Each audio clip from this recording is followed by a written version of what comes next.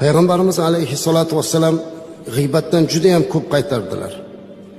Imom Muslimda kelgan bir hadisda g'iybatni nima ekanligini tushuntirdilar.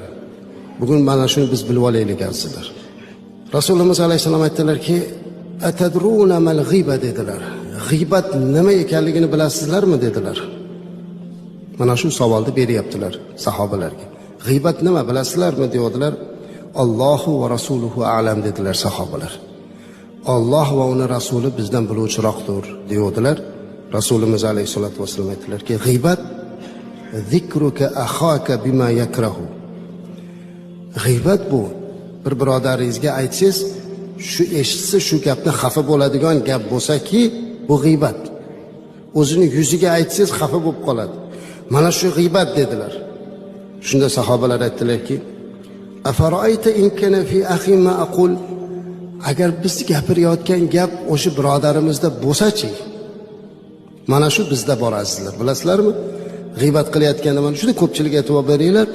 Allohdan qo'rqadiganlar, mana shunaqa ma'viza eshitganlar, ozgina bo'lsa ham insof, taqvoda turgan odam g'iybat boshlanganda birodarlarga aytadiki, "G'iybat qilmaylik" deydi.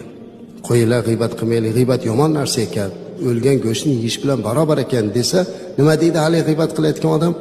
"Biz g'iybat qilmayapmiz, haqiqatni aytyapmiz" deydi. Uni sifatini aytyapmiz deydi. Payg'ambarimiz alayhisolatu vasallam shuni aytyaptilarki, "In kana fihi ma taqulu faqad igtabta."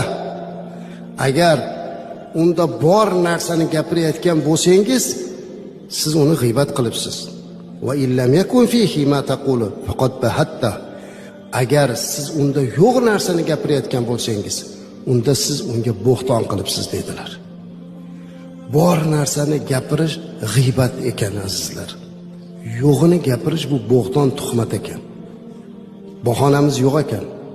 G'iybat ig'vo qilsa unga qo'shilyapti.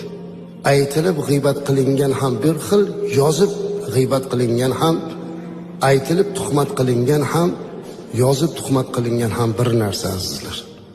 Mana shundan juda ham ehtiyot bo'lishimiz kerak. Payg'ambarimiz alayhisolatu vasallam bilasizlar, Mi'rojga chiqqanlar.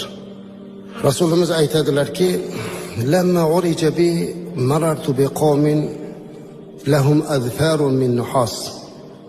Men deydi osmonga chiqqanimda bir qavmni ko'rdim. Ularning yonidan o'tayotgandim.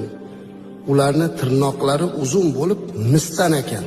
Ularni shu holatda ko'rdim. Yahmishuna wujuhahum wa sudurahum.